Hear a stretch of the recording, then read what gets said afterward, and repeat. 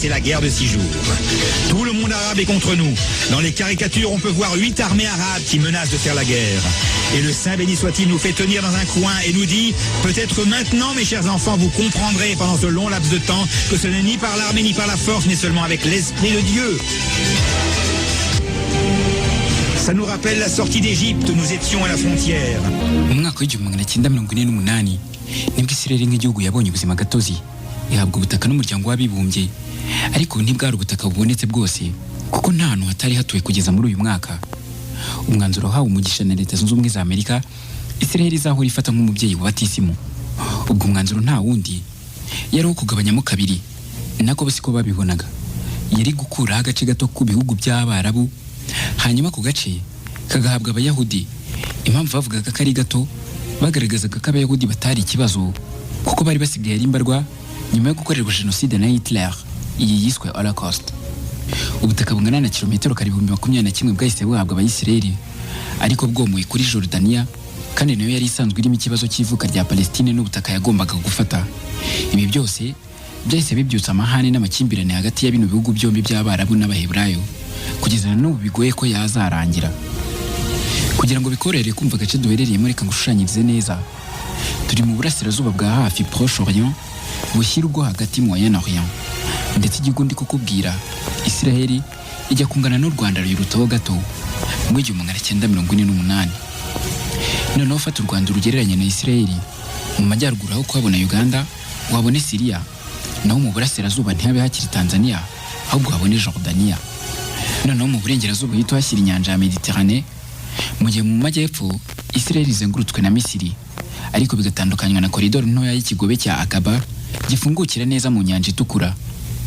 Uko niko igihugu tugiye kuganira uyu munsi gihagaze, ndetse ntibatinya kuvuga ko kiri hagati y'abanzi nk'ururimi, dore ko ihana imbibi n'ibihugu by'Abarabu byose bigendera ku mahame ya Kisilamu bitandukanye n'Abaheburayo cyangwa Abayahudi. Ni byinshi bituma aba bombi bahora mu makimbirane adashira, harimo kuba hari abemera ko Yesu umwana w'Imana yasize avumye ubu bwoko, nko mu gitabo cy'Ivanjiri ya Matayo y'umutwe wa 23 umurongo wa 37 kugera ku wa 39, ndetse no muri Luka umutwe wa 19 umurongo wa 41 kugera ku wa 44. Muri ibi bitabo byombi Yesu agaragara arimo aravuma Yerusalemu bitewe n'uko itigeze imumenya, ndetse akavuga ko nta buye rizasigara rigereza ku rindi muri uno mujyi wa Yerusalemu. Gusa iyo ugiye no mu mateka usanga amakimbirane ya Isiraheli na Palestina atarayavuba, kuko Palestina ubundi bisobanura ishyanga ry'Abafilisiti. Bamwe bahoze n'ubundi bahanganye na Isiraheli guhera kuri Samsoni kugera kuri Dawidi na Goliyati. Ariko kuko icyanzinduye atari inkomoko y'amakimbirane y'aba bombi, reka uyu munsi tuze mu mateka ya hafi maze turebere hamwe mu ntambara z'abahuje iyitwa y'iminsi 6.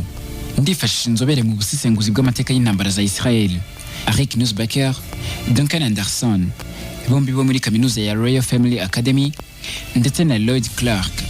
Nasomye ibitabo nka 6 jours guerre de 1967 cya Sylvain Venner, igitabo Les Palestiniens un siècle d'histoire cya Nadine Picodou, n'icyanditswe na Henry Lawrence cyitwa Le Grand Jeu Orient Arabe et Rivalité Internationale. Nsura n'urubuga nka Encyclopédia Universalis, Les Clés du Moyen-Orient.fr, Ledesk.fr, n'ubucukumbuzi bwakozwe n'inzobere Melvin A. Goodman yahoze ari umusesenguzi wa CIA. Ubu bucukumbuzi bugaragaza ikinyoma Isiraheli yabashije kubeshya isi yose igatangiza guerre de 6 jours biciye mu butasi bwa Mossad, ikigo cy'ubutasi cya Isiraheli. Hanyuma nanarebye documentaires zigiye zitandukanye kuri ino nsanganyamatsiko. Ndi Romeo Thierry Iyarwema mu kiganiro hambere hanze cya Radio Salus, ugikurikira buri wa mbere 3:30 za mu gitondo, kwa kabiri mu rukerera, no kwa gatatu 3:30 za nimugoroba. Radio Salus yumvira ku mirongo yumvikanira nka 97.0 n'101.9 FM. Kuri murandasi ni @salus.ur.acha/rawa. Naho kuri TuneIn ni Radio Salus, radio ya bose muri smartphone yawe. Niba kandi umugabo Ariel Sharon umwumva ku izina gusa, muri minota 30 uramumenya byisumbuyeho.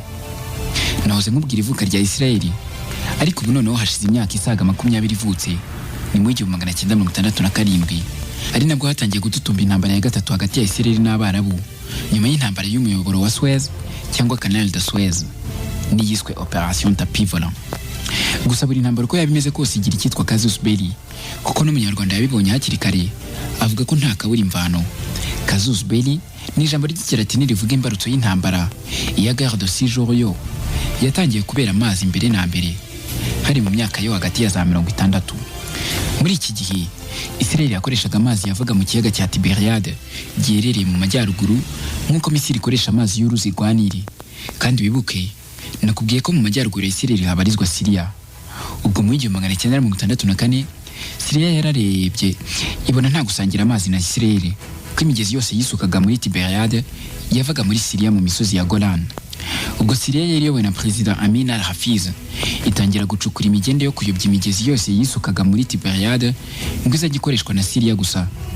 Nyuma yaho gato President wa Misiri Gamal Abdel Nasser yatangaje mu ruhame ko ibihugu by'Abarabu biri gutegura intambara ikaze igomba gusiga inahanaguye Israel ku ikarita y'isi. Ni muri Gicurasi 1964. Nasser kandi ntiyatuje, yarongeye mu 1967 hari ku itariki 16 Gicurasi nyuma y'imyaka 3 gusa atangaje intambara yeruye kuri Israel. Ategeka ingabo za Loni zari zimaze hafi imyaka 15 muri Sinai zicunga umutekano hagati ya Israel na Misiri kuhava zikigendera. Kuva icyo gihe Nasser yarasigaye ari we wenyine ugenzura ubutaka bwa Sinai, maze asinya amasezerano y'ubufatanye na Jordania yemeza ko Misiri iramutse iteye Israel, Jordania nta kabuza igomba kuyifasha ikayitera ingabo mu bitugu. Aya masezerano ariko nanone yarasanzwe yarasinywe n'ibihugu by'Abarabu harimo Misiri, Syria na Iraq, haburamo Jordania yari yobowe n'umwami muto cyane witwa Hussein. Mbere yaho gatari ku 1966 muri Syria habaye coup d'etat. Amin al-Hafiz akubitwa inshuro na Nuruddin al-Atasi wanganaga urunuka na Israel. Israel rero nibwo yatangiye kubona ko ibintu bitoroshye kuko bari bakikijwe n'abanzi imbere n'inyuma, iburyo n'ibumoso. Entre 1948 hagati y'igihumbi 1948 n'igihumbi 1967 Israel yari ifite ikibazo cy'ubwirinzi, kuko uretse kuba washaka kurwana intambara isa neza nk'iya mbere y'isi mugacukura imiferege n'indake mukarasana n'umwanzi kugeza apfuye, binasaba kwisuganya mukiha gahunda kugira ngo byibuze mubashe kwirwanaho, bigasaba ahantu h'akabande hafukuye cyane. Nyamara aho Israel ntaho yari ifite. Les Israéliens ne disposaient pas de cette profondeur. Eric Nusbacher akubwiye uburyo Israel yari ihagaze, ndetse Duncan Anderson arakomeza. Le pays a grosso modo iki gihugu muri make gifite ishusho nk'iy'umuhunda w'icumu, n'uduce tw'amajyaruguru dukikijwe n'imisozi y'ubutumburuke bwa metero 30, naho amajyepfo hakabamo ubutayu bwa Negev. Utu duce tubiri tugahuzwa n'umuhora cyangwa se koridoro ifunganye byibuze ku birometero 15 gusa. Ni mu gihe kandi igisirikare cya Jordania cyari gifite ubushobozi bwo kuhamisha ibisasu nk'imvura y'amahindu. capable de faire pleuvoir les obus sur les plages israéliennes. Lord Clark nawe n'umusesenguzi hari icyo abibonaho. Abaturage ntibari benshi, yewe n'igihugu nticyari kinini, gusa bari bafite amayeri ahambaye, ariko wareba imipaka yabo miremire n'ubukungu buciriritse kandi bunashingiye ahantu hamwe gusa.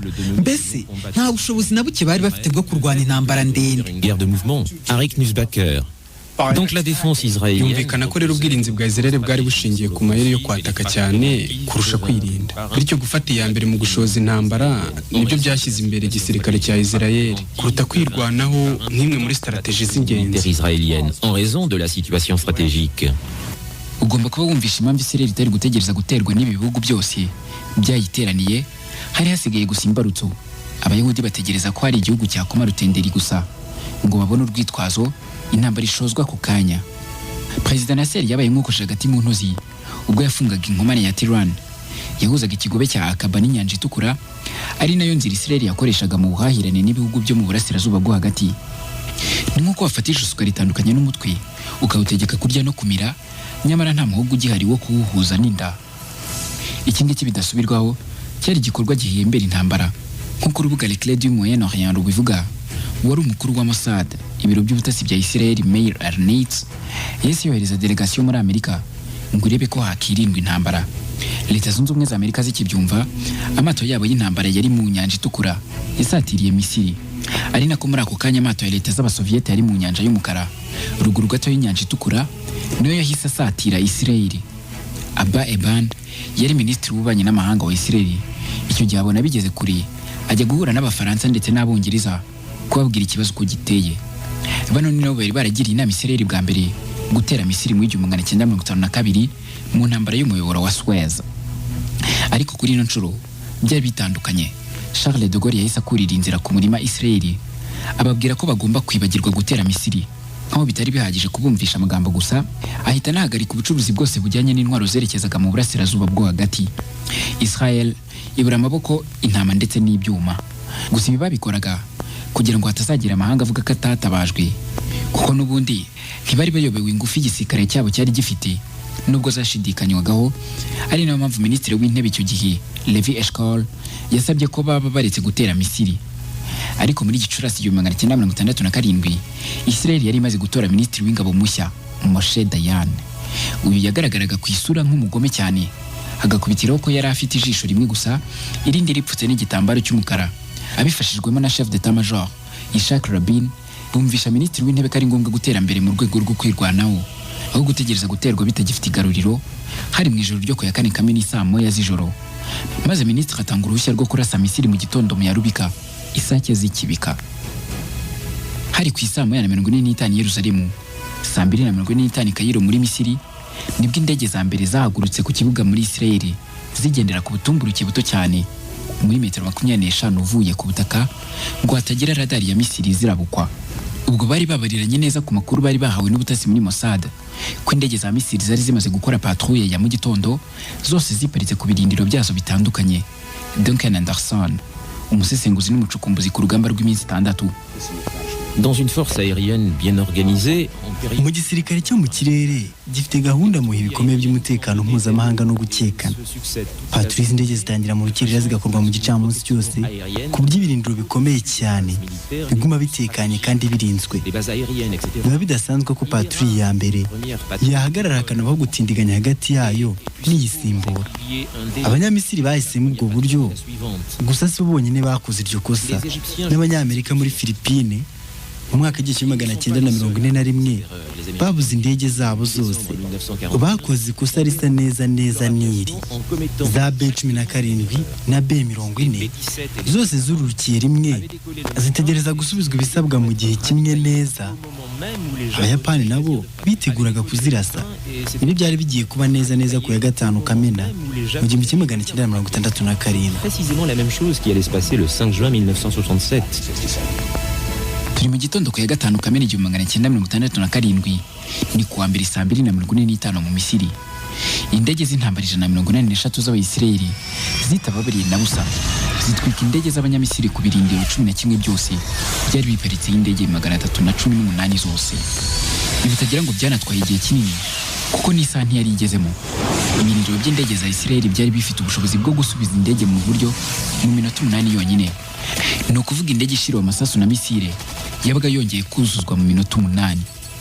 Kubwe muri make strategy Israeli yakoreshaga, turi ya mbere y'indege yabaga iri kurasa ku birindiro bya Misiri, hari yindi turi igeze mu nzira hagati za kuyakira, ari nako hari yindi iri gusubizwa mu buryo ku birindiro bya Israeli. Kugira ngo byumve neza, Kairo yaraswaga mu minota 7, igahabwa agahenge k'iminota 3, indi turi kagarukira sitababariye, bigafata iminota 20 isubiye ku birindiro bya Israeli. Maze mu gihe kiri munsi y'isaha, ibirindiro 11 bya Misiri biba umuyonga. Hasigara ibindi bibiri byari biherereye mu majyepfo ya Misiri, hafi n'inyanja itukura, Hasbanas na Luxor. Nibyo birindiro bisigaye, ndetse ni nawe umukuru w'ingabo zirwanira mu kirere za Misiri wari uri hanze y'igihugu indege ze zitangira kuraswa, yateganyaga kururukira. Akiri mu kirere hamwe na chef d'état major we, nibwo babonye igihu cy'umwotsi kibatwikiriye. Ubwo bya birindiro bibiri nabyo byari bimaze kuraswa n'indege z'Abayahudi ziturutse mu nyanja itukura. Indege burahigwa. Indege za mbere za Misiri zabashije guhaguruka, zahagurutse saa 3 zuzuye, zari 20 zo mu bwoko bwa MiG-19 na MiG-21, enye muri zo kwikubitiro zihura na misile z'Abayisiraheli zisemura hasi. Izindi zisubira hasi bitewe no kubura benzini ihagije, ari nako ziparika nabi, kuko zose zitari gusubira ku birindiro, zishora mu bitare bishinyitse, zirangirika karahava. Ku isaa 5:35 isaha y'i Kairo, indege 250 za Misiri zari zimaze kwangizwa, ndetse hagati y'ijana na 350 baba pilote ba Misiri bari bamaze kwicwa mu gihe Israeli yari imaze gutakaza indege 19 zonyine zaguye mu gice cy'umwanzi. ku munsi wa mbere w'intambara isaa sita zuzuye bisa na Israel yari ifite ububasha bwose mu kirere cyayo ndetse na Sinayi ya Misiri, ariko wibuke neza Jordania yasinye amasezerano y'ubufatanye na Misiri mu gihe yabisumbirijwe. Ahagana mu masaa sita ku ya 5 Kamena, itumanaho na radiyo zose za Misiri byari bigenzurwa na Israel. Hanyuma Mossad itera interference mu itumanaho na radiyo ku mirongo ya Israel, bisa nk'aho imyinshi bayiyobeje. Umwami Hussein wa Jordania rero aza kumva amakuru ko Misiri iyoboye urugamba, nyamara byose ari ikinyoma cya Mossad. Niko guhita yirohana we mu ntambara, arasa amajyaruguru ya Israel mu masaa 7. Nabo baramusubiza, indege ze zose barazishumika, cyane ko haba igisirikare cyo mu kirere cya Jordania ndetse na Syria nta cyari gikomeye kurenza icya Misiri. Ubwo na Syria nayo yahise itera ku birindiro bya peteroli mu mujyi wa Haifa no mu burasirazuba bwa Israel, ariko indege zaho zibabera ibamba, batsindwa bataranarenga umutaru. Israel saa sita z'amanywa zarangiye yari ifite ijambo mu kirere cya Misiri, Syria ndetse na Jordania. Icyari gisigaye yari gukoresha indege mu gutanga ubufasha ku gisirikare cyo ku butaka cyarwaniraga muri Syria mu misozi ya Golan no muri Cisjordania. Uyu ni Lord Clark. La supériorité aérienne était absolument cruciale pour les Israéliens pour de nombreux. Kuba Israel yo yisigaranye ubudahangarwa mu kirere byari ibintu by'ingenzi cyane, haba mu rwego rwa strategy ya gisirikare n'urugamba muri rusange. Byari gufasha kurwana urugamba ku ntera ndende ishoboka kandi mu gihe gito, ariko nanone byari kubafasha kurwanira ku mpande nyinshi cyane, dore ko bari bafite abanzi benshi babazengurutse Et même de battre en retraite. Bari babizi neza rero ko bagomba kurwanya umwe ku wundi, gusa nanone indege zari gutuma batanga ubufasha bunyuranye ku butaka byoroshye. Ibi bigatuma umwanzi abura ubwinyagamburiro, ari nako zitanga buri kimwe gishoboka ku basirikare ba Isirayeli. Flexibilité dont ils avaient besoin à tous les niveaux.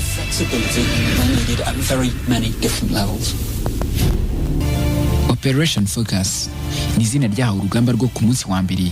Irangiye harashwe indege 338 za Misiri, 61 za Syria, 33 za Jordania, 29 za Iraq, n'imwe ya Libani, zose zingana n'indege 452. Ku munsi wakurikiyeho Israel yatinye gutera Syria ku gitero cy'ubutaka bitewe nuko Syria yari ifitanye amasezerano y'ubufatanye na leta z'abasoviete, ariko ntibyabujije gutera Misiri muri Sinayi.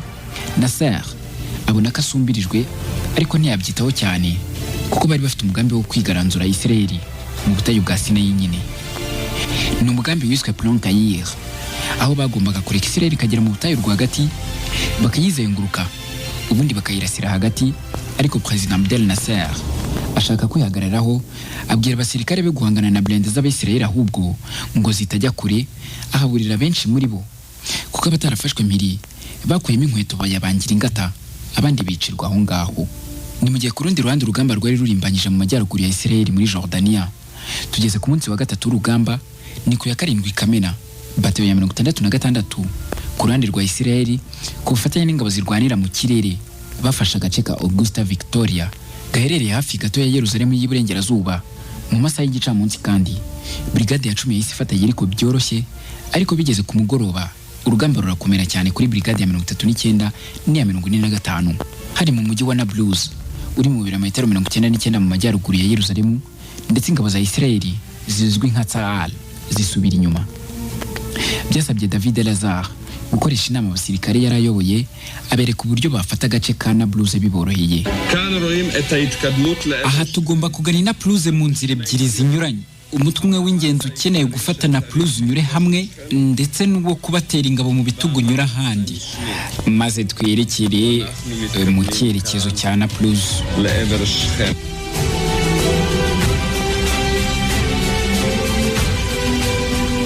Reka nitse gato mbanze ngusobanurire bimwe kugira ngo dukomezanye. Bataillon ibigizwe n'abasirikare 300 kugera kuri 800, naho division n'abasirikare basaga 1018. Ni mu gihe brigade ari bataillon hagati y'eshatu n'eshanu, habamo abasirikare hagati y'1500 ndetse n'4000. Platoon ya kenshi biyobowe na kapiteni cyangwa major, ibamo abasirikare byibuze 50, zaba platoon 3 kugeza kuri 6 zigahinduka kompanyi y'abasirikare 80 kugera ku 150. Hanyuma tugarutse ku munsi wa 3 nibwo brigade ya 35 y'abakomando bururukira ku mitaka cyangwa se parachutiste bafashe agace kazwi nk'umusozi w'ingoro cyangwa Mont de Temple mu gihe burayo na Rabai. Ahangaha hari hafite runini Abayisirayeli kuko ni naho habarizwaga urukuta rw'amaganya cyangwa mire de lamentation bari bamaze ibinyejana n'ibisekuru badasengeraho. Ku ya munani ku munsi wa kane, Israel igusha imvura ya za misile ku birindiro by'ingabo za Misiri biri ku muyoboro wa Suez, ari nako diviziyo ya 44 hamwe na brigade ebyiri ya 35 n'iya 7 zisatira umuyoboro wa Suez, maze nyuma y'amasaha 2 n'igice y'urugamba rw'injyana muntu umuyoboro wa Suez ujya mu maboko ya Israel.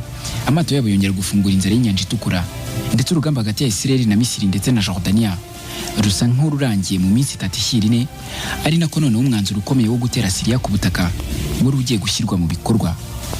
Kwibutsa ko Syria yari yafungiye amazi Israel ikayobya imigezi yose yo mu mirambi ya Golan.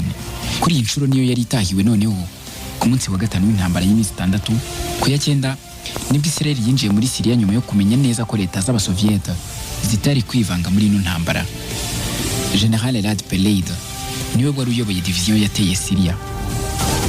Urugamba rwo gufata agace ka Tel Fahar kari hafi y'imisozi ya Golan ntirushobora kuzibagirana mu mateka y'igisirikare cya Tzahal. Uru ni urugamba rwasabye ibirenze ubutwari n'ubwitange buhambaye nyuma y'iminsi 2 rwambikanye ku butaka bwa Syria itarifuzaga na gato ka gace kayiva mu nzara.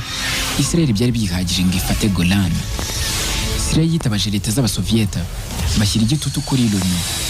Bati Israel iramutse idahagaritse intambara nta kabuza ibitwaro byacu bya rutura byayiribata bikayisiba ku ikarita y'isi. Umuryango w'abibumbye ufata icyemezo cyo guhagarika no gusaba Israel gusubiza uduce twari twafashwe, ndetse kanatanga igihe cy'agahenge mu cyiswe resolution 142.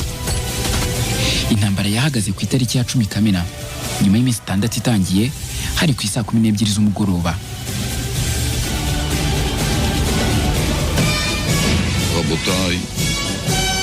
Banyakubahwa, si ibintu byoroshye gutsinda ku kigero kingana uku uhonyoye byihuse cyane buri ruhande, kandi urwana n'ibisirikare 4 byose mu bihugu 3 bitandukanye mu minsi 6 gusa.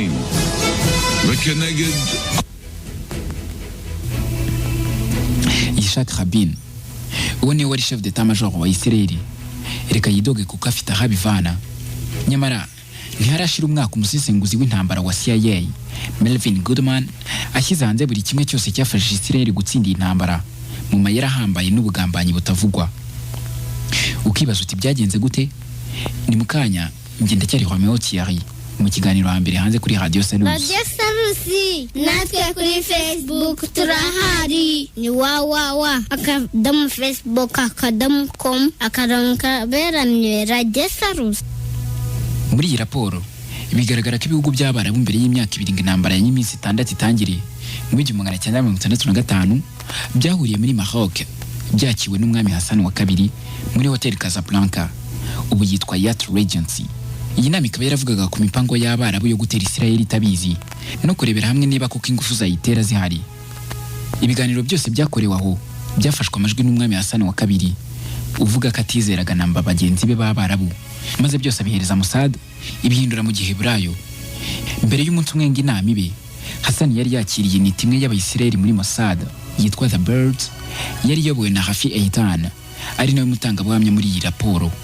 Avuga ko Hassan wa kabiri yabashyize muri etaje imwe nivo yo hejuru y'aho inama yari bubere, ari naho buri jwi ryafatirwaga rihita ryerekera, bituma Israel imenya buri kimwe ku bisirikare bya buri gihugu n'imbaraga nke zabyo.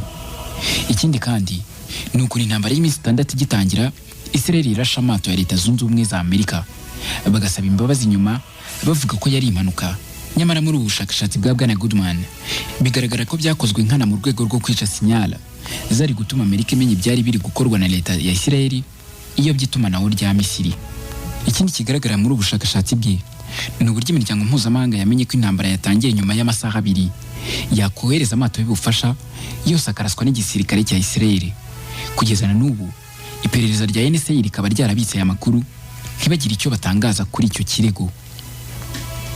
Ni byinshi Goodman agenda agaragaza binyuranye, ariko ukeneye kumenya aho byinshi wasoma raporo yitwa La guerre de 6 jours et les Israéliens yanditswe na Melvin A. Goodman muri 2017. Ngereka nsoreze kuri iki kirego cy'abayobozi ba Israel babeshya Amerika ko Misiri yo yabasembuye, nyamara ku mafoto ya satellite yaje gusuzumwa neza nyuma bagasanga indege zose za Misiri zari ziparitse ku birindiro nta nimwe ifite gahunda yo kuhava. Iyi ntambara yagize ingaruka nyinshi, harimo kuba ubuso bwa Israel bwarikubye 4 ikava ku birometero 21,000 ikagera ku 102 birengaho gato.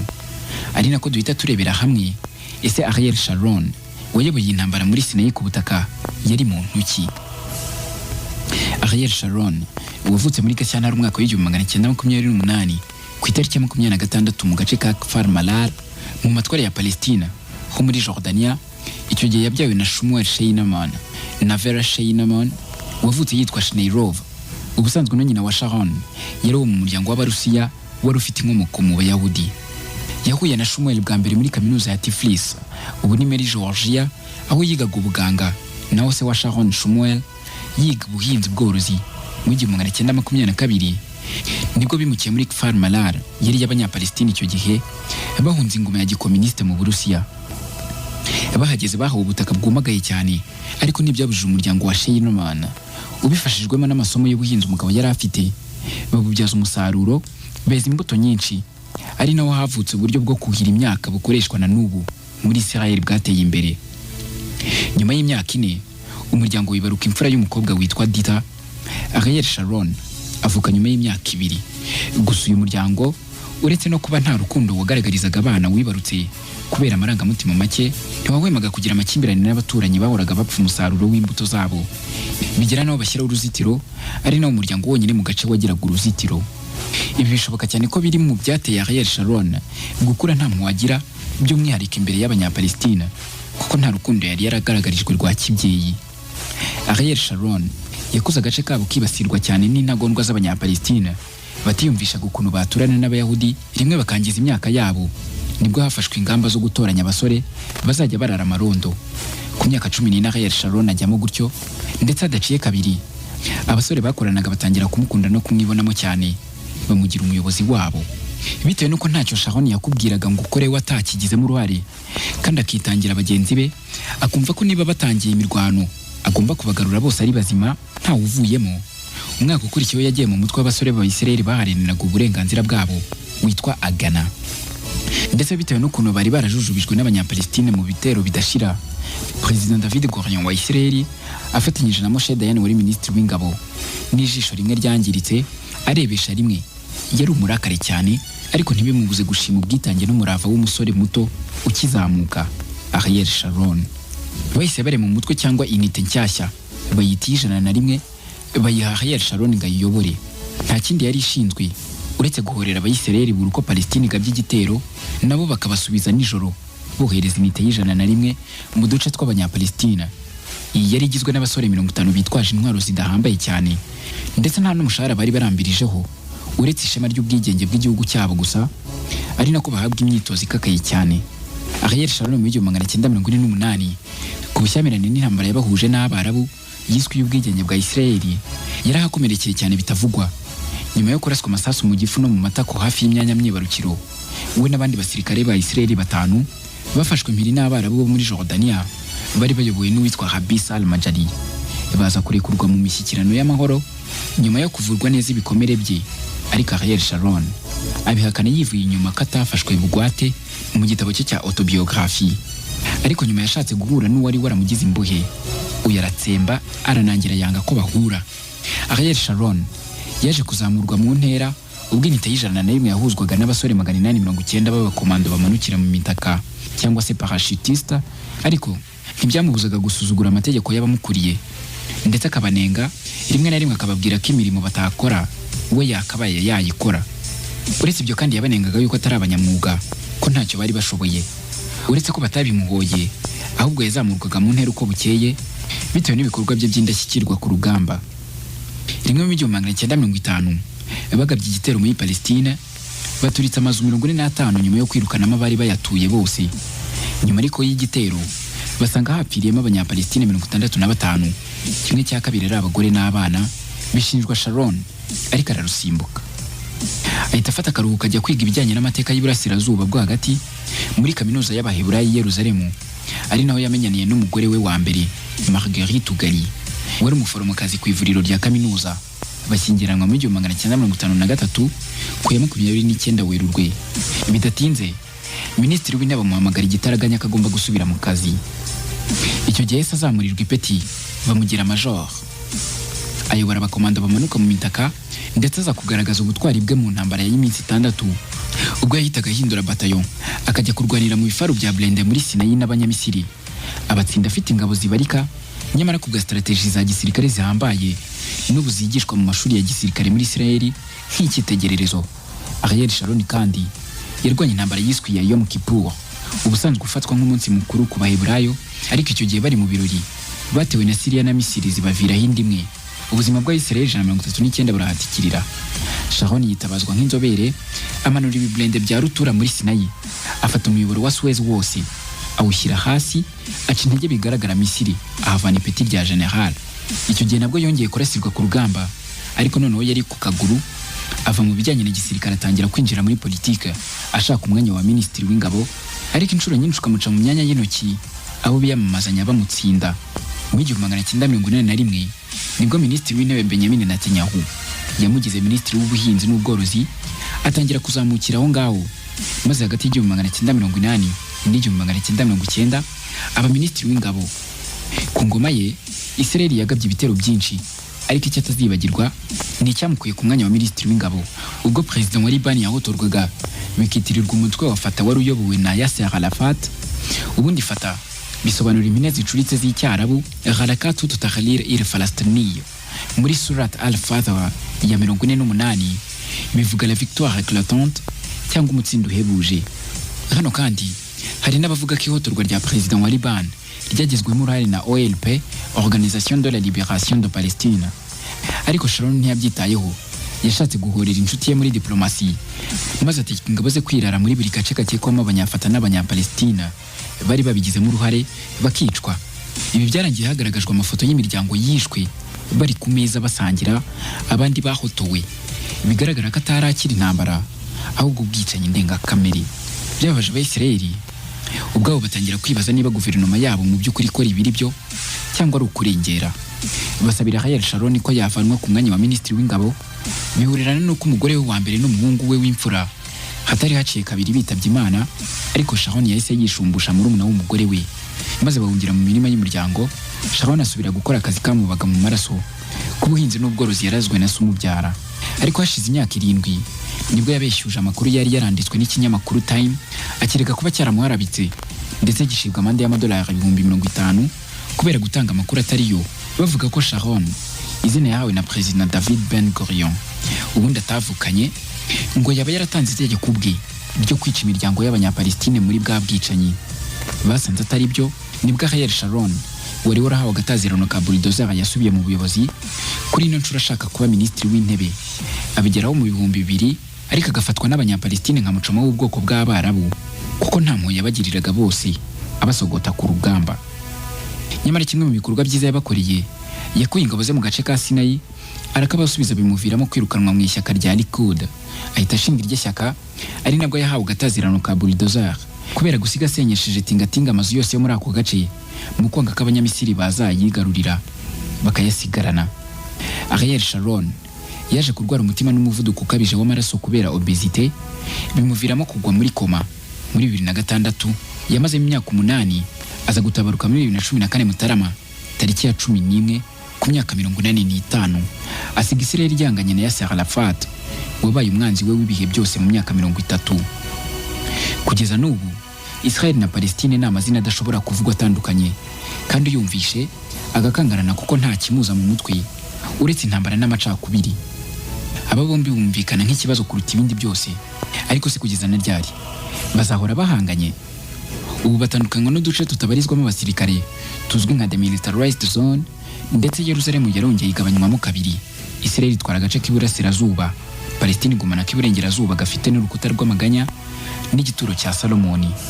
Intambara y'iminsi 6 yasize yeretse isi yose ko n'ubwo Israel ari ihanga rito, ariko nanone igomba kwitegwa mu ruhando rw'ibisirikare bihambaye ku isi nk'ibindi bihugu by'ibihangange, kandi n'ibiro by'ubutasi byabo byahise bizamuka cyane. Mossad biratinyitse nk'uko MI6 yari imeze mu ntambara ya kabiri y'isi, ariko bitabujije ko amahoro ari kure y'ukwezi igihe cyose bakiri hagati y'Abarabu. Nubwo bagumya kubatsinda, nabo ntibafite umutima wo guhagarika kubarwanya. Reka nsubikira ikiganiro hambere hanze cya none ngushimira wowe ugira uruhare muri iki kiganiro. Njye na Romeo Thierry Iyarwema. Hasta luego. hari abacuruzi bafite ibicuruzwa na serivisi nziza ariko bafite ikibazo cy'uko abantu benshi batazi ubucuruzi bwabo. Hari icyo wakora ibihumbi n'ibihumbi by'abanyarwanda bakarara bamenya ibikorwa byawe. Muri Red Blue JD bakwereka uko ubigenza ubucuruzi bwawe bukamenyekana kandi n'abakiriya bakarushaho kukwegera no kukwizera. Bafotora ibikorwa byawe, bagasobanura ubuziranenge bwabyo, bakanabimurikira abakiriya. Bafotora abageni, bakanababikira video z'ubukwe bwabo kuri YouTube ku buryo nta kibazo cyo kongera kubura amashusho cyabaho. Abaririmbyi babakorera amashusho y'indirimbo zijyanye n'igihe, bakanabafasha kumenyekanisha ibihangano byabo. Abantu basobanutse bamaze kumenya ibyiza byo gukorana na Red Blue JD. Abakorera munsi y'isoko rya Kimisagara werekeza Nyabugogo. Wahamagara kuri 0788 36 53 55. Byigeze bikubaho kwitabira ibirori, inama cyangwa se ibindi bikorwa bikaba uhari ukabikurikirana kuva bitangiye kugera bisoje, ariko nyuma y'ukwezi kumwe ugatangira kwibagirwa bimwe mu bice by'uko uwo muhango wagenze kandi wari uhari? Niba urimo kureba aya mashusho ni uko udashobora kwihanganira kureba amashusho no kumva amagambo atari meza. Turi miliyari 7 z'abantu kuri iyi si. Abarenga miliyari 4 muri twe dukoresha internet. Buri wese muri twe arihariye, ateye ukwe, afite ibyo akunda ku giti cye adahuje n'undi wari we wese. None niba dutandukanye, kubera iki twagira ubwoko bumwe bw'ibirori? Kubera iki inkuru zacu abantu bazi bara kimwe? Ntabwo bikiri ibanga ko ari we wese ko uyu munsi Red Blue JD ari kompanyi ifata amashusho ikanayatunganya, igakoramo inkuru cyangwa se ibyegeranyo bidashobora guhaza ijisho cyangwa se ugutwi ko ari we wese inshuro imwe. Red Blue JD ni inkuru yo kubara, ariko cyane cyane ni inkuru ivuga uburyo abantu bafata amafoto meza y'ubukwe n'ibindi birori. Inkuru y'uburyo babika amashusho y'ibirori n'ibindi bikorwa kuri internet, ubwo ukabubonye uburenganzira bwo gutunga amashusho yawe ubuzima bwose. Nta muntu nzi wakoze ibirori, inama n'ibindi bikorwa ngo areke gushimishwa no kongera kugira bya byishimo cyangwa se kwiyumva nk'uko yiyumvaga cya gihe. Ibi bikaba atagombye gusubiramo bya birori, ahubwo akabikesha amashusho n'amafoto yafashwe mu buryo bwiza. Umuntu wese uvuze ibirori bishingiye ku muryango no ku mibanire abavuze ubukwe. Uvuze ubukwe bwagenze neza abavuze amashusho n'amafoto yabwo yafashwe neza. Uvuze amashusho n'amafoto yafashwe neza mu bukwe, mu nama no mu bindi birori abavuze Red Blue JD. Red Blue JD ni indi nyito bakoresha iyo bashaka kuvuga filime mbarankuru zikozwe mu mashusho meza n'ubutumwa butava mu mutwe w'uwabwumvise. Hari ikibazo kimwe kirebana n'iyi ngingo. Ibi byose mwabikoraga mute Red Blue JD itaraza? Bugogo. Wahamagara kuri 0788 36 53 55.